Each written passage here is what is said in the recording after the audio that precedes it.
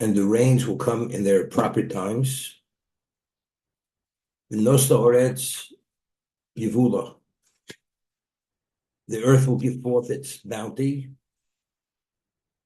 The imperial, and the tree of the field will give its fruit.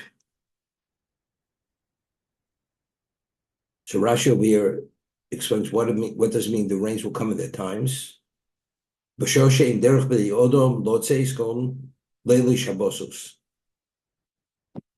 travel when it's raining is very difficult. So people travel during the week. So if the roads are not passable due to the rains, because the roads are muddy, it's a problem. So when will the rain come? The main rain will come on Shabbos when Jews are not traveling. Bitom, meaning the best time possible. What does it mean? Veitza sodite imperio. Heini lone srak vasid mulasos perus. We're speaking about the non-bearing fruit trees. Even they will give fruit. What does that mean? So here it's indicated that before the Chet of Adam Rishon, all trees will bear fruit, bore fruit. It's only as a result of the Chet of Adam Rishon, there were certain trees, they stopped bearing fruit. But initially, all trees bore fruit. There was no such thing as a tree that did not bear fruit. If you follow my statutes and do whatever you can, the world will be reinstated as it was meant to be, and even the trees that don't bear fruit will bear fruit. It's cited based on Chazal, that before the Chet Adam Rishon, we say the bracha when we say eat bread, it's hamotzi lechem haaretz. God causes bread to grow out of the ground. So the Gemara says in BaTorah that after the coming Mashiach, literally, one will not have to thresh wheat. You will not have to remove the husks from the kernels, and the bread that comes out of the ground will be edible. It'll be fully processed. That you need all these various processes to bring it to edibility. That's a result of the Chet of Rishon. Why? Because evil creates husks, creates barriers. So as a result of that, and the 10 melachos, which are needed from the time you reap the wheat, 10 melachos that you need till it becomes fully edible, till it's fully baked. That's a result of what? Of the chet, the ra of Adam Rishon, of the Eitz Hadas. So it created all kinds of blockages. That something that should have come back naturally is actually, there's interference, doesn't allow it. It's concealed, like we find the law of Orlo. For 3 years, when you have a fruit tree, you must wait 3 years before you eat the fruit. Only the 4th year is permitted. What's Orlo? The same word that we say for Orel, foreskin, that a male must be circumcised, the male organ is covered, the fruit is kept away from you. It's a covering. It creates a blockage. The Chet of Adam Rishon created a blockage. Things are not available. Part of the blockage was that all fruit trees were fruit-bearing. As a result of Chet of Rishon, we have certain trees which are not fruit-bearing. At the end of time, as a result, and if you go Bechukosai Teilechu, and you study Torah and you do mitzvahs, as they should be done, that will bring the world back to that perfect level. It will reinstate the world as it was meant to be, and therefore even the non-bearing fruit trees will bear fruit. So over here we're talking about ultimately Yemos Mashiach, that if the Jews toe the line as they should, they'll bring back a level of perfection in existence as it was meant to be before the eating of the chet, the eating of the tree of knowledge.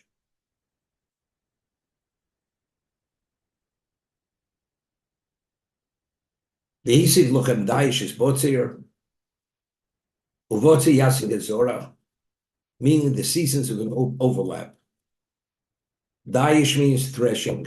The threshing season will overlap with the picking season of picking the fruit of the vine or other. Ubotzi Yasig Zora, and you'll be still occupied picking the fruits of the vine when you'll be planting. meaning there'd be such an abundance of produce that you'd be fully occupied in reaping the previous season into the next season. Now, and you will eat your bread or your food to a sated point, and you will dwell in your land in security. Rashi, as Botzir, there'll be so much wheat to thresh, you'll be preoccupied with that until it's time to pick the harvest season, to pick the grapes. Ubotzir tasku ad shasazora. V'achaltem lechem l'sova. When you will eat your bread, what's l'sova? To be sated. I mean, today you're able to eat to be sated. You eat a minuscule amount of food, and that minuscule amount of food will sate you, will nourish you. You don't need more than that. Now, where do we find the concept?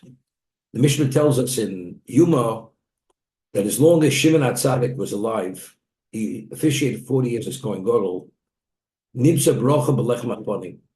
The showbread that was eaten by the Kohanim every Shabbos, there was a brocha. There was a special blessing. What was the blessing? The blessing was that when the Kohanim, you could have in a family, you could have every week, you had so many families officiating, 6 families officiating, and they would divide the showbread, which were 12 loaves, between the incoming family and the outgoing family. So it would be divided among thousands of Kohanim. And the Mishnah tells us that when the Kohanim, they would receive a piece of the showbread, Ochel Kipul Mizbarach B'meil. He would eat as much as the volume of a bean of the showbread. They couldn't eat more. They'd be satisfied. They'd eat a pool. It would be Mizbarach B'meil. After Shimon HaTzadik passed away, Nichnas Me'era B'lechem HaPanim, the curse came in, and it says the Gagaronim, the gluttons, they would fight over it, and the people who were more refined, they would pass on it. They would not fight on it. Initially, as little as you had, it sated you. After Shimon HaTzadik passed away, the curse entered, and then it was no longer that. The Gemara tells us also that as long as Shimon HaTzadik was alive, when they would throw the goat down the jagged mountain, the Sel Azozo, to atone for all the sins of Klal Yisrael, there was a cloth in the sanctuary, the ancient sanctuary was dyed crimson, and a miracle would happen. The cloth would turn white, which was an indication of what? Of Mechila and Slicha and Kapora. The Jews were fully forgiven. It was a miracle. The red cloth turned white. After Shimon HaTzadik passed away, didn't happen any longer. That even though they went through all the rituals of the service of Yom Kippur, it remained red. So what does that mean? That as long as Shimon HaTzadik was alive, we were at a level that we were forgiven. We were at a level that what took place in the Beis HaMikdash was similar to Korban HaChet, was before the Chet of Adam Rishon. For instance, we had mentioned in the past a woman who's a suspected adulteress. She claims she's innocent and she committed adultery. So the Kohen goes and he takes the writ of the Sota, which has the name of Hashem in it, and he obliterates it in the water. And he takes some of the sand or the earth of the sanctuary, he mixes it together, and he gives it to drink. If in fact she committed adultery, it will destroy her. It creates such a overwhelming negative effect. She swells, she bursts, and she becomes dismembered. That's the reaction of the woman who committed adultery when she took oaths that she did not commit adultery, and she did, she'd be cursed, and so on and so forth.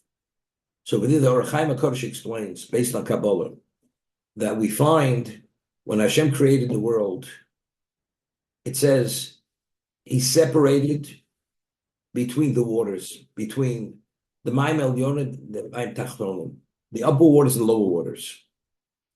And what happened? So the upper waters are the upper stratospheres of existence, which is a location of Kedusha, spirituality. It has nothing to do with the physical world. And the lower waters, that's the waters on the terrestrial level, the waters which have relevance to physical existence. So Chazal tell us that the waters that have relevance to existence, to the terrestrial, are referred to as mayim bochim, the waters that cry, the crying waters. Why do they cry? Because the malochim that were created to maintain the waters on the terrestrial level, which has to do with the physicality of the world, they claimed it's not fair. The upper waters in the upper stratospheres, which have nothing to do with the physical world, they're closer to Hashem. We, on the terrestrial level, there's the separation. As it says, He separated to the upper waters and lower waters. So Hashem says to the Mayim Bochim, I'm going to compensate you and you'll be even in a better position than the upper waters. Why? That initially my presence was meant to be on the terrestrial level, but only because of the Chet of Adam Rishon, I ascended. But factually, there's going to be a time where I'm going to be on the lower level. When I'm in the lower level, that when you bring korbanos, there's going to be a mitzvah that every korban you bring has to have salt. And salt has to do with ocean water. So therefore, I'll call korban with melach, that every korban that's brought in the mizbeach has to have salt. In addition, you have the laver in the Mishkan, in the Beis HaMikdash, that the Kohanim, when they ritualize their hands and feet, because that only qualifies them to do the avodah, the service, they have to use water. That water is from the terrestrial level. And that water is going to be sanctified. That water is going to be directly connected to my presence, to my Shekhinah, which was the original intent of creation. So therefore, that is the consolation to the Mayim Tachtonim. That's the Chazal. What was the state of being in the Beis HaMikdash? It was not subject to physical criteria. For instance, the Gemara tells us that one of the miracles that took place in the Beis HaMikdash, that they would stand on Yom Kippur, some of the Jews, they would stand pressed together, and when they heard the pronouncement of the Shem of Hashem, they would prostrate themselves, full prostration, and there was sufficient room. So, how's it possible? Here you're pressed, and all of a sudden, when you hear the Shem Hashem, you're able to prostrate yourselves. That was one of the miracles. You realize the walls didn't expand, because the whole concept of time and space only has relevance to the physical existence. In the spiritual existence, there's no such thing as time and space. That was one. So therefore, the Beis HaMikdash, the context of the Beis HaMikdash was a spiritual context, was the Shekhinah was there. That's where it was. Therefore, as a result of that, the Gemara tells us that the showbread that they put on a week earlier, even 10 days earlier, was as hot and fresh as when it was just taken out of the oven. It did not become stale. Because the whole concept of cause and effect has no relevance to the Beis HaMikdash. You bake something, it's exposed to the air, it gets stale. The showbread that was in the covered sanctuary on the shulchan was warm, hot, like right out of the oven. That we just read about. Mikalel, the person who was the son of Shlomo Sfas Dibri, he wanted to have a portion of the land. They told me, you have no portion of land because your father wasn't a Jew.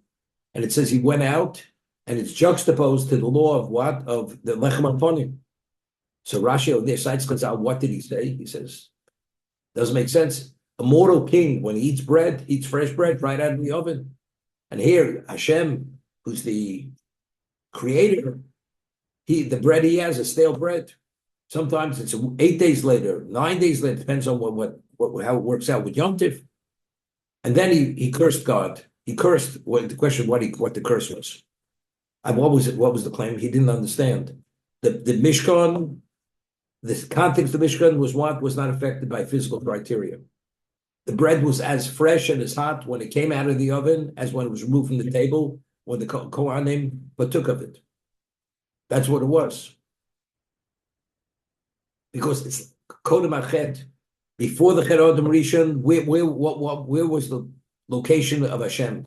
Where was his location that he wanted to be on the threshold level? Before the Chet Adam Rishon, what was the Mishkan? The Mishkan was the Jewish people.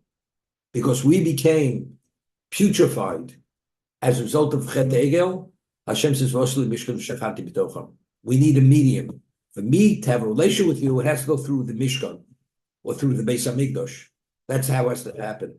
But that location has the same status as before the Chet V'Od Marisha, before the sin.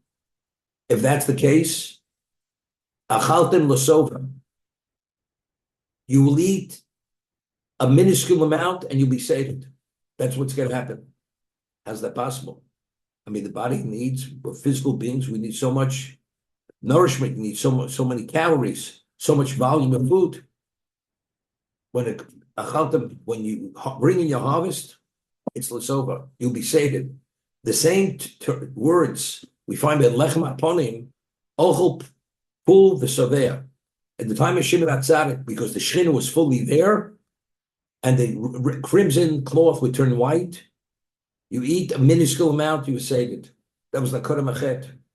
But what was the model of that? The model of that was the man in the Midbar. When we ate the man in the Midbar, it says as much as they gathered, as little as they gathered. Each person everybody had the right amount. You get exactly what you need. And within what you received, that sates you and fully provides whatever you need. It had a semi-status of what? Of Kodem Achet, the man. And the man itself, what was it? The Gemara in Yuma refers to the man. It's based on a pesukim in Tilim. It's called Lechem Abirim. Abir. It's the bread of the powerful ones. It's the Lechem Shel Malochim. Just as the Malochim are sustained, everything that's in creation has to be sustained by the will of God, with the Ziva Shechina, with the radiance of Hashem. The man itself was the radiance of Hashem, which was in physical form. But in terms of its essence was Ziva Shechina. And therefore, they didn't do the bodily functions. Therefore, anything a person would think about, that it should take on that level of nourishment, that food, that man, it took on that level of nourishment. And there's a question in the Gemara, did it even take on the texture of whatever that food the person wanted in his mind, it took on that level of texture that when he ate it, it's as if he was eating that particular food item. That's what it was. So we're talking about over here, all this, that if you go and you study Torah, Ameilus BaTorah, that's lechem l'sova. You eat the bread to be sated. Now, it's a known fact that the Vilna Gaon, he would eat, his wife would prepare food for him, minuscule amount of food. And if you ever see paintings of Vilna Gaon, he wasn't a thin man. He wasn't like emaciated. He literally, volume-wise, ate something not more than the size of a walnut. And that sustained him, and he was healthy. Now, if you read about the Vilna Gaon, in terms of where he invested his life, it's not to be believed.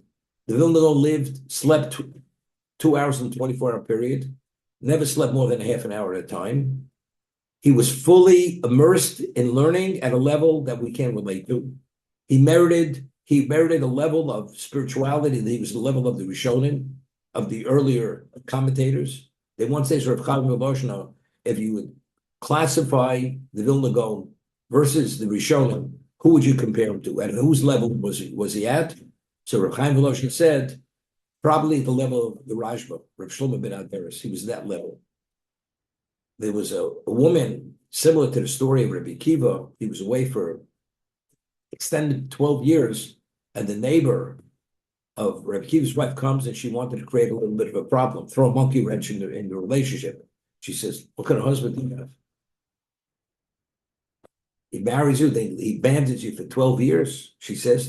And Rabbi Akiva just came back, because the agreement was he'd be away for 12 years. And he overhears the conversation, and his wife says to the neighbor, if my husband would want to stay another 12 years, I'd be happy to stay away another 12 years.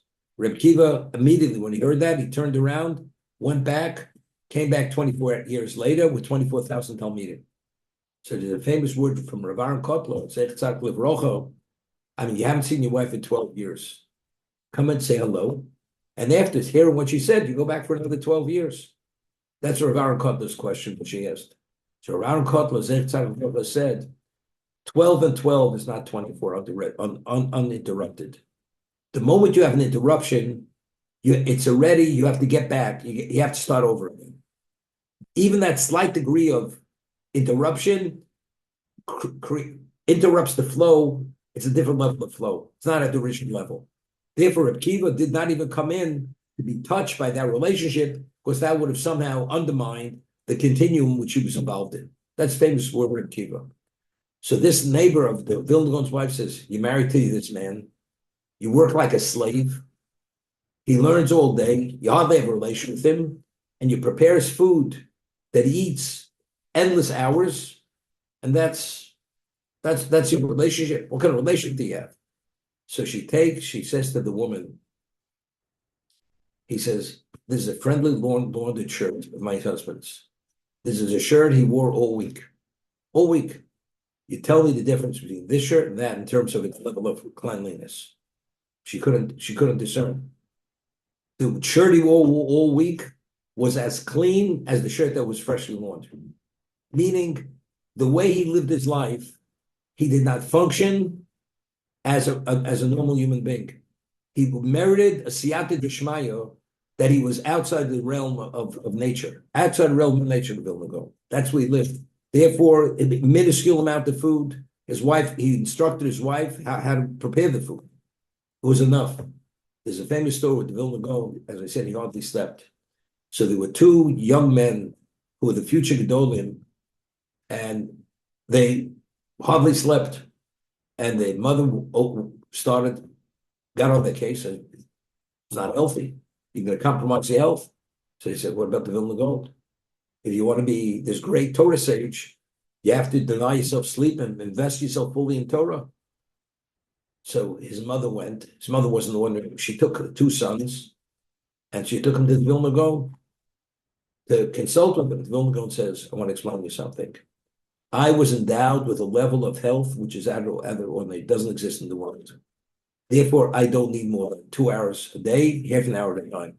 You people, you're normal human beings, and therefore you're bound to be responsible to maintain your health. And if you don't, it's a Torah violation. You're compromising your health, and you have to live responsibly. And the way you want to live, that's not responsible. For me, it's responsible. The Vilna Gaon was able to achieve a level within himself, for whatever reason, that he was able to maintain himself outside the realm of nature at a supernatural level within his own life. It was Ochel Kimo Mizborch Me'ov. The Lechem Aponim. So I wanted the punchline of the Orach Chaim HaKodesh by the Sota. Says we find, coming to Jews, that two things happened with the serpent of the Gan Eden. In Garden of Eden, he seduced Chava to eat of the Eitz Hadas. In addition, it says, Bo Oleo Vitu Bazuma. He actually penetrated her, and he infused her with impurity, with spiritual pollution. Meaning he committed adultery with her. That's what he did with Chava. I mean, he forced himself upon her. So what happened with Chava? So Chava herself, even though she wasn't an adulteress in terms of herself, but an act of adultery happened. Because of the act of adultery, the Shekhinah departed from its existence. The world became putrefied due to both these acts. Now, what is the setting of the Beis HaMikdash? It's the setting of the Gan Eden before the Chet. So why did Hashem depart from this existence? Because of adultery and what? And the Eitz Hadas. Eating of the Eitz Hadas. The ritual of the Sota is you take the Shem Hashem, you obliterate it into the water. What's this water? This is water, the equivalent of the what? Of the water of the upper stratospheres, even greater. Because it's touched by the Shekhinah. It's an elaborate location of the Shekhinah, and the Kohanim ritualize themselves to be qualified to do the avodah. That's what they do. You take the dust of what? Of the earth and mix it in there with the Shem Hashem, the water. Now, this woman, if she committed adultery, what is that? What drove the Shekhinah or out of the terrestrial level? This behavior. As a result of that, if she committed adultery, there's this violent reaction between the water and the dust and the Shem Hashem, because the Shem Hashem cannot tolerate this kind of behavior. As a result of that, it creates such a violent reaction, every artery bursts and she becomes dismembered. That's how he explains it. But what was the Mishkan? What was the Beis HaMikdash? The Beis HaMikdash, the setting there was Korban Machet, was the equivalent before the sin of Adam. And therefore the showbread, Lechem HaPonim, it was as fresh when it was removed a week later, or more than a week later, as it was taken out of the oven. And therefore, when the Kohanim, when the bracha was in the Lechem HaPonim, Ochel Pul V'Shaveh. We need not more than the size of a bean, and the Kohen couldn't eat more than that. That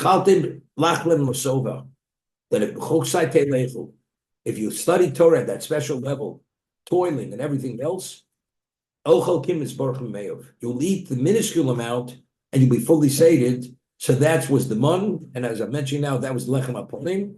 And this is a semblance of this. We see by the Vilna Gaon that because he lived his life at that special level, full immersion, the toiling was not to be believed the way he toiled in Torah. As a result of that, he was able to exist and maintain himself not as a normal human being, something out of the realm of nature. His father was an evil man. And Chizkiyahu Melech Yehuda, when he became king, he gave the Jews an ultimatum, a choice. He took a Sefer Torah, he took a sword, he gathered all the Jewish people, he said to you, I give you a choice. Either you live by the Torah or you can be pierced by the sword. After 2.5 years, from one location of Eretz Yisrael to the other, every woman and child was proficient in the laws of Tumah V'Tara, laws of spiritual purity. He raised the level to such a level that even to the point the Jews valued Torah to such a point that they let the fruit rot on the vine because it's not worth taking off time to study Torah for the sake of harvesting the grapes, the vineyards. As a result of that, because of that, when Sancheiriv came to destroy, Sancheiriv had exiled the 10 tribes, and he came to destroy the Beis HaMikdash, Yerushalayim. Hashem says to himself, what should I do? Should I have Chizkiyahu go out and fight the battle and destroy Sancheiriv because he's worthy? Or should I watch, not interrupt his Torah study, and I'll destroy them? So he says, Chizkiyahu would prefer not to be interrupted from his Torah study. And it quotes a pasuk that the oil by Chizkiyahu burned continuously 24 hours a day. They studied 24 hours a day. He sends Gabriel, who's the angel of fire. He says, Gabriel, sharpen your sickle. At midnight, in one swoop, they were all incinerated. All the troops of millions of troops they came, and that's what happened. And the Gemara says Chizkiyahu was meant to be Mashiach, and Sancheiriv was meant to be Gog Magog. But why wasn't he Mashiach? So the Gemara says because Midas Adin came to HaKadosh Baruch Hu. The attribute of justice said, Chizkiyahu Melech Yehuda, I don't think he's deserving because he didn't say Shira. And after this miracle happened, then in one swoop they were wiped out. He should have said Shira, and since he didn't say Shira, he's not worthy of being Mashiach. So that was the Midas Adin. Doesn't Midas Rach, Midas Adin. And as a result of that, Hashem said, if that's the case, Chizkiyahu will not be Mashiach. And because of that, it was not. But at what level did Chizkiyahu bring the Jewish people to that every woman and child was proficient in the laws of Tumah V'Tara, and not a moment of the waste? They were fully immersed in Torah. This is what we're talking about. And therefore, he was ready for real time to be Mashiach. But because the Midas Adin says it's not perfect enough, for that, Midas Adin, you have to be at that level of perfection, as Zolta, that it didn't happen. But what happened? The Jews weren't picky. How did they live? How did they exist? The answer is they were Ochel, Kimo, Mizbarach, Meov. They didn't need much. This miracle, similar to the month, similar to Lechem Aponim, they had that level of relationship that Hashem provided everything for them with a minuscule amount of involvement to be able to what? To be able to maintain themselves. Just to end one thing. The famous Machlokes of Shimi Yechoy and Rabbi Shmuel, how a Jew should live his life. Rabbi Shmuel says that in the harvest, in the planting season, you plant, in the harvesting, you reap, in the threshing season, you thresh, you winnow. That's the way a Jew should live his life. Reb Shimon Yochai says no. If a person would plant in the planting season and harvest and thresh, Torah Matiyaleh, wouldn't even have time to study Torah. So how does it work? Not a problem. Hashem Hashem will provide that the goyim, the non-Jews, they should do the bidding of the Jew. So Rabbi Shmuel says, but it's explicit in Torah. That I'm correct. The second portion of the Kriyashma. Goyim shor tishma mitzvosai sharuch mitzaves hayom. V'lasati gishmech b'itom v'safti d'gonecha. See, when you do the will of Hashem, Hashem will provide, and it says v'safti d'gonecha, and you will bring in your own harvest. So that confirms that my position is the correct position. So Shimon Yochai answers him. The second portion of Kriyashma is speaking about it's Gemara Brachos. Edom osim ritzon shel makom. They're not truly doing the will of God. That's why they have to bring in their own harvest. But if they be true doing the will of God, the non-Jew would bring in the harvest. They wouldn't have to waste a moment. So what does that mean? It says, right? And you serve God b'chol nafshechem, b'chol nafshechem. So the Medrash explains, the Reb Chaim Volozhin expands on this. In the first parasha of the Kriyashma, it says, b'chol levavcha, b'chol nafshecha, modecha. All your heart, all your soul, and all your assets. All the amenities of life you're willing to forego. The second parasha says, b'chol levavcha, b'chol nafshechem. It doesn't b'chol modechem. Does it with all the comforts of life. That you're not willing to give up. There are individuals that are willing to give it all up for the sake of serving Hashem. The vast majority, they're willing to die for Hashem. They're willing to be fully immersed, dedicated to God, but to give up the comforts of life totally for Hashem, they're not willing to do. As a result of that, that's called Eidem Osim Ritzon L'Shel Makom. That's not truly doing the will of God. So to merit what we're talking about this, Ameilus BaTorah, you have to be immersed to the point, like in Tamich Chizkiel Melch Yehuda, that even they revered and esteemed Torah to such a degree that even the grapes rotted on the vine, because that's being penny wise and pound foolish by taking out time for that away from the study of Torah.